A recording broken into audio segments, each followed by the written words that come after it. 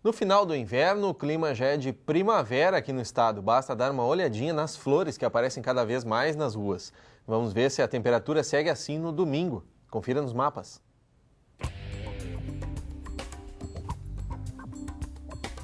Neste domingo, o sol predomina e a temperatura sobe no sul do estado.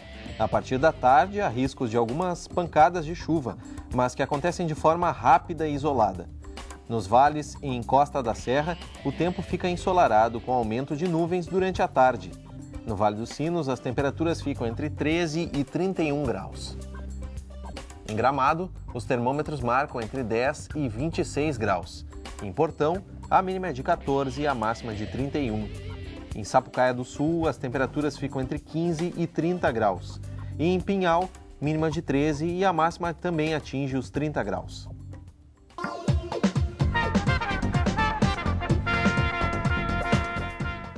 Eleições 2012. A partir da próxima segunda-feira, você confere aqui no Conexão as entrevistas com os candidatos à Prefeitura de São Leopoldo. Em pauta, assuntos como saúde pública, educação e segurança e saneamento básico vão ajudar você aí de casa a conhecer as propostas dos candidatos e decidir o seu voto. Isso mesmo, Larissa. A ordem das entrevistas foi definida por sorteio com a presença dos representantes de cada candidato e de jornalistas da TV e da Rádio Unicinos.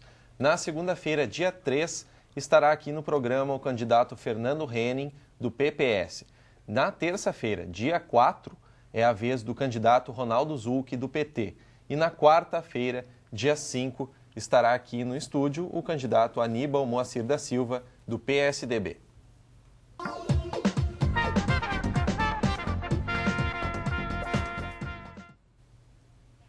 Durante essa semana, você acompanhou aqui no Conexão reportagens que nos ajudaram a promover debates no estúdio e trazer informações sobre diferentes pontos de vista. Nós falamos sobre a abertura da Expo Inter, considerada a maior feira agropecuária da América Latina. Também falamos sobre a concentração no trabalho. Você conheceu o caso de uma empresa que promove horas de distração para os empregados. Com isso, o desempenho deles só tem melhorado.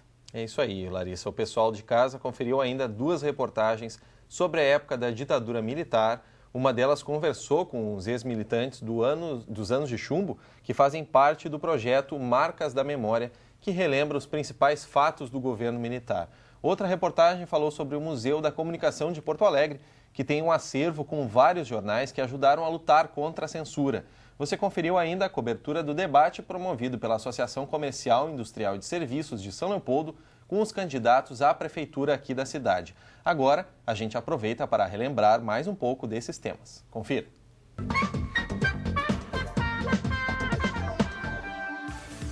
O Conexão começou a semana falando sobre a Expo Inter 2012, a maior feira do setor agropecuário da América Latina, que começou dia 25 de agosto em Esteio. No primeiro fim de semana, registrou público de 67 mil visitantes que foram até o Parque de Exposições Assis Brasil para conferir as atrações. Júlio é criador de ovinos e há 5 anos traz os animais de Santiago, na fronteira com a Argentina, para a feira, com o objetivo de fechar negócios. O crescimento da feira, né, é uma surpresa muito boa, inclusive, e para nós está sendo um espetáculo porque a gente está enxergando assim, um horizonte muito grande na frente, nessa área do setor primário. Você conferiu também uma reportagem sobre concentração no trabalho. Nos últimos anos, a tecnologia apareceu como uma das responsáveis pela falta de concentração dos colaboradores. Os que nasceram a partir de 1980, a famosa geração Y, são os que mais sofrem. Mas como as metas e as responsabilidades devem ser cumpridas, em uma empresa de tecnologia e informação, a distração faz parte do dia a dia dos empregados, o que também reflete na produtividade de cada um. Faz parte do que a gente chama hoje de qualidade de vida no trabalho, né? São componentes que se juntam e que acabam formando uma coisa que é não tão mensurável de forma concreta, mas que faz ao fim do dia que as pessoas gostem de vir trabalhar e por gostarem de vir trabalhar naquele determinado ambiente, elas se tornem muito mais produtivas. Já se passaram quase 30 anos do fim da ditadura militar. mas as lembranças da repressão ainda estão vivas na memória de quem viveu naquela época. No dia da anistia, você conheceu ex-militantes dos anos de chumbo, uma luta que aos poucos foi sendo esquecida, mas não para todos. As marcas ainda permanecem vivas nas ruas de Porto Alegre e na memória de quem as viveu. É exatamente isso que membros do movimento de justiça e direitos humanos buscam: manter viva a história e mostrá-la para quem não viveu naquela época ou já esqueceu. Tem que ser resgatada, ela tem que ser contada. As ruas de Buenos Aires estão marcadas, os locais de tortura, Montevidéu também. Agora estamos começando em Porto Alegre. O movimento de justiça e direitos humanos trabalha também para que esta memória não seja esquecida, para que nunca mais se repita. Ainda falando sobre ditadura, você conheceu o Museu Hipólito José da Costa, que foi inaugurado em 1974, durante o governo militar. No acervo estão mais de 3.000 títulos e grande parte da história dos 21 anos de chumbo no Brasil. Você conheceu a história de jornais que foram referência na luta contra a censura, como o Pasquim, que se tornou ícone da imprensa brasileira. É o grande ícone reunindo Jaguar, Enfio, Santiago e tantas figuras importantes, Edgar Vasquez, né? Que através da charge contextualizavam o momento político e através do desenho protestavam e com mensagens subliminares faziam com que o leitor do dia a dia refletisse sobre o regime e o que estava acontecendo naquele momento.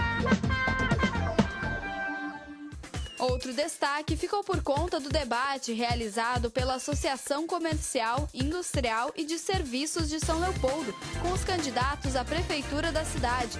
Aníbal Moacir, do PSDB, Fernando Henning, do PPS e Ronaldo Zucchi, do PT, participaram do evento promovido na sede da entidade. Cada candidato foi recebido para debater e apresentar as propostas. Participamos, inclusive, da própria governança e dos pensamentos da cidade. Então, isso tem que estar alinhado com o poder, com o caminho, com a gestão municipal. Né? Em qualquer cidade, o melhor, enfim, o desenvolvimento, ela se constrói de forma conjunta. Então, com esses setores, é que se parte para, inclusive, os projetos, planejamentos, instalação de empresas, mão de obra necessária.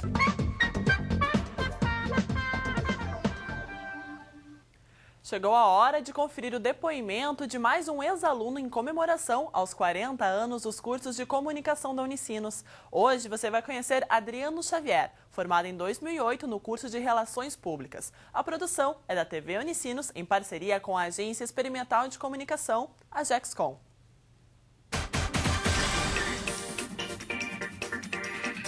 A comunicação faz parte da minha vida. Eu sempre tive uma ligação direta com comunicação. Eu gosto bastante dessa parte da interatividade entre os públicos, da relação entre os públicos.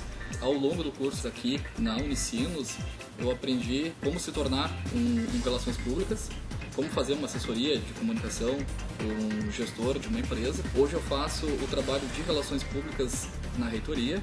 Desenvolvo diversas funções, dentre elas cerimonial de formatura, cerimonial em diversos eventos, sou um dos mestres de cerimônias da casa, trabalho na parte de confecção dos cartões institucionais, fizemos a organização de visitas. Na Unicinos eu tenho uma história muito bacana, muito marcante, que foi de um professor que falou uma vez que não basta a gente ser um bom profissional, a gente tem que ser um profissional competente que se destaque no mercado de trabalho.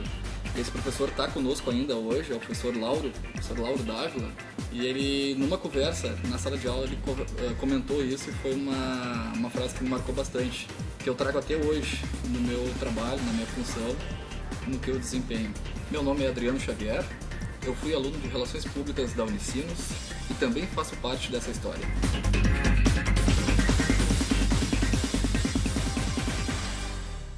E o Conexão TV Unicinos de hoje fica por aqui. A gente volta na segunda-feira, ao 12h30. Bom fim de semana. Tchau.